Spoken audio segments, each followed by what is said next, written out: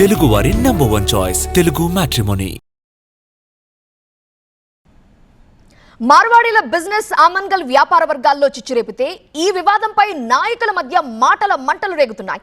కేంద్ర మంత్రి కామెంట్స్ కి కాంగ్రెస్ నేత కౌంటర్ ఇస్తే దీనిపై తమ పార్టీ ఇంకా స్టాండ్ తీసుకోలేదు అంటున్నారు బీఆర్ఎస్ సీనియర్.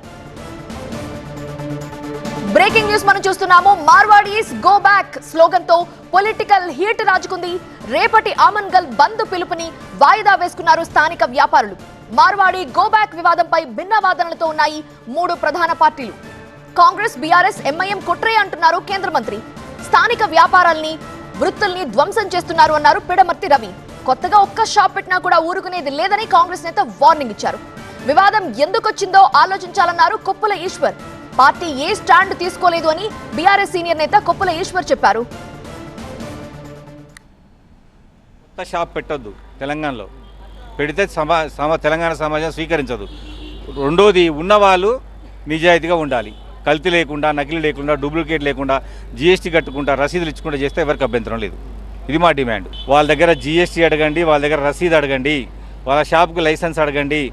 మేజర్గా వాళ్ళ షాపుల దగ్గర కొనొద్దని కూడా మీ అందరికీ విజ్ఞప్తి చేస్తా ఉన్నా. పెట్టి చూడండి ఏం జరుగుద్దో తెలంగాణలో. మన నంద్యాలలో ఏం జరిగింది, విజయవాడలో ఏం జరిగింది, రేపు తెలంగాణలో కూడా అదే జరగబోతుంది. తెలంగాణలో ఇంకో కొత్త షాప్ పెట్టనివ్వము, పెడితే ఊరుకునేది లేదు, పొయ్యి తిరగబడతాము.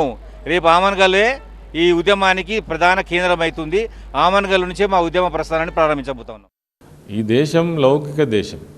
అన్ని వర్గాలు, అన్ని కులాలు, అన్ని మతాలు సమానంగా జీవించాలని భారత రాజ్యాంగం బాబాసాహెబ్ అంబేద్కర్ గారు చెప్పినటువంటి విధానం. దాన్ని అనుకరించకుండా ఎవరైతే ఎంపీలుగా గెలిచినటువంటి వాళ్ళు, రాజ్యాంగం మీద ప్రమాణం చేసినటువంటి వాళ్ళు, మంత్రులుగా కొనసాగుతున్నటువంటి వాళ్ళు రాజ్యాంగానికి వ్యతిరేకంగా మాట్లాడుతున్నటువంటి విధానం చూస్తే చాలా ఆశ్చర్యం కల్పిస్తూ ఉంటుంది. ఎందుకంటే వాళ్ళు మాట్లాడకూడని విషయాలు అవన్నీ. వాస్తవంగా చట్టరీత్యా వాళ్ళే నేరస్తులు అవుతారు అట్లా మాట్లాడితే. ఇలా మాట్లాడే ఎవరైనా కావచ్చు, బీజేపీ నాయకులు మాట్లాడితే అట్లే మాట్లాడుతున్నారు. తర్వాత కాంగ్రెస్ నాయకులు ఇప్పుడు మీరు చెప్పేటువంటి మార్వాడి గో బ్యాక్ ఉద్యమానికి మేము కాదని, మేము అవునని, అంటే వీళ్ళిద్దరి రాజకీయ క్రీడ తప్ప ఇంకోటి కాదని నేను అనుకుంటున్నాను. ఇప్పటివరకు అయితే పార్టీ పరంగా ఒక స్టాండ్ అయితే తీసుకోలేదు.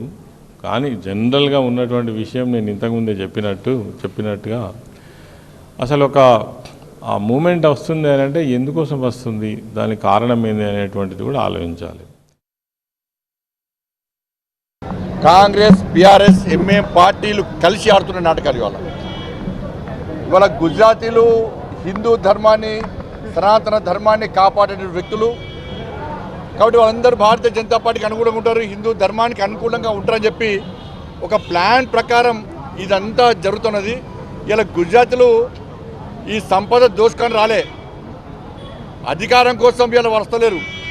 మాకు అధికారం కావాలని వాళ్ళు అంటలేరు. ఇవాళ మాకు ఈ తెలంగాణ సంపదను దోచుకోవడం కోసం వస్తలేరు. వాళ్ళు వ్యాపారాలు చేసుకుంటున్నారు.